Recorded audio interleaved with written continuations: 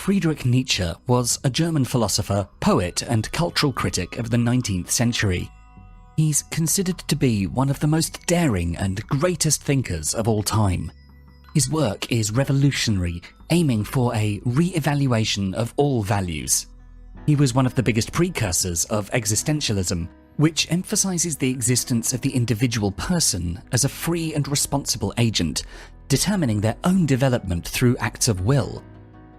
By his famous words, "God is dead," Nietzsche moved the focus of philosophy from metaphysics to the material world and to the individual as a responsible person for his own life. Nietzsche wrote several books, and his teachings have shaped the lives of many people, from psychologists to poets, dancers to social revolutionaries. So with that in mind, here are 10 important lessons that we can learn from Friedrich Nietzsche. Number 1. Be a harmonious totality. Nietzsche says, "One must still have chaos in oneself to be able to give birth to a dancing star." According to Nietzsche, each of us have two main sides to our personality: a rational one, the conscious, the responsible, the Apollonian side, and an instinctual one, the subconscious, emotional, Dionysian side. In Nietzsche's view, the way to achieve greatness, the way to achieve a harmonious totality, is to balance the two parts of yourself.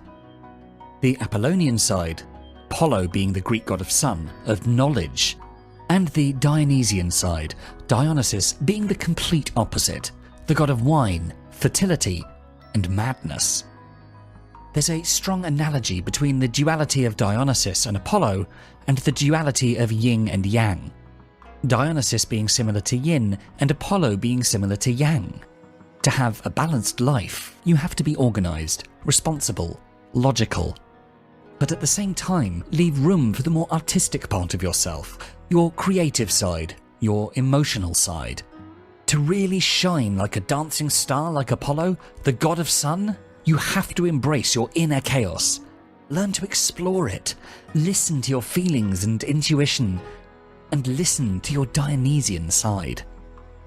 Sometimes we use one side of our personality to excess at the expense of the other. For example, perhaps sometimes we can be too organized. We don't leave enough room for any creative moments or moments of inspiration. Other times we might be too chaotic and lacking structure. While both are essential, we need to know when best to use them. Life requires us to be organized, for example, to make sure our house is tidy, our children are fed, and our finances are in order, and so on.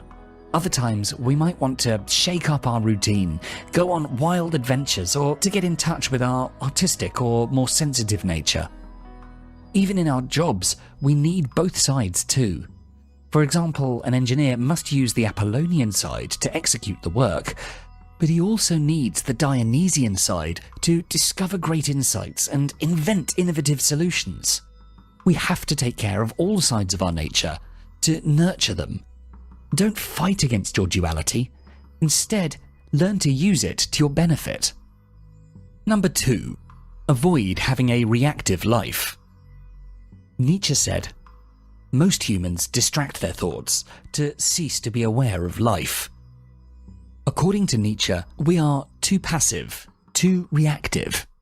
We don't act as ourselves, we're not honest enough, and we're not noble enough. For Nietzsche, to be passive is not the same as inactive, but rather it means to have a reactive life. You can be active, indulge yourself in entertainment activities or in a meaningless job, but in essence, you're empty inside. You have no goals, you move without purpose. Nietzsche invites you to be more honest with yourself, more reflective about your goals in life, to be brave enough to face reality and fight the obstacles that are blocking your path from getting what you want from life. Nowadays, with so much technology and amazing ways to indulge ourselves in aimless entertainment, we can easily lose ourselves. But according to Nietzsche, the worst thing you can do is to wait for life to happen to you as you distract yourself with these meaningless activities which don't benefit you in the long run. We're all afraid of reaching the heights we're capable of, and to justify that, we keep lying to ourselves by saying things like, I've never wanted to make a lot of money. I wasn't really interested in that person, or I didn't really want to visit that place.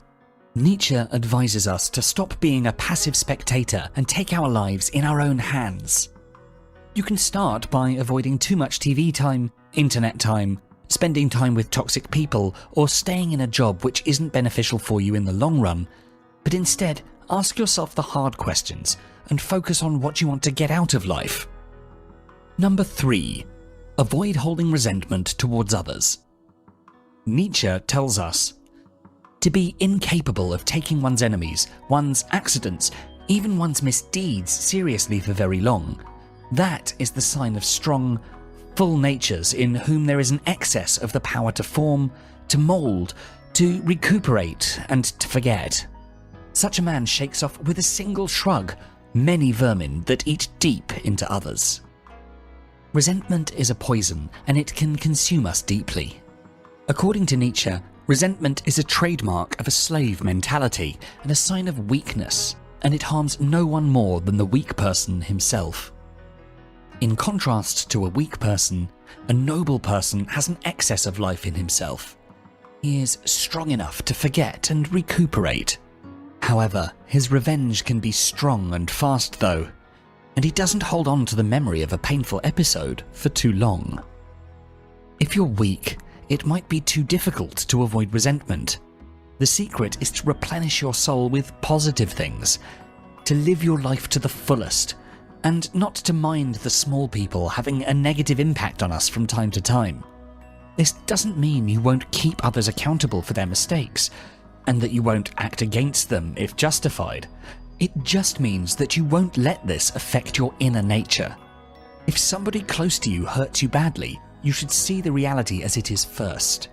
Accept the person as they are, take the immediate and necessary steps against that person, and afterwards, move on, forget, and don't hold on to any resentment. Also, on a more mundane level, don't complain about the bad things you encounter every day.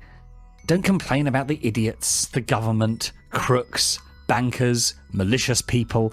Instead, build yourself up. Face them from your superior ground. Be the better person, the noble person. Avoid arguing for your limitations and keep going towards your goals. Number 4. Don't blindly follow the masters. In the words of Nietzsche, don't just swallow the wisdom of the past masters of philosophy. Rather, strive to build your own path. Appreciate the masters from the past, but don't just follow them blindly.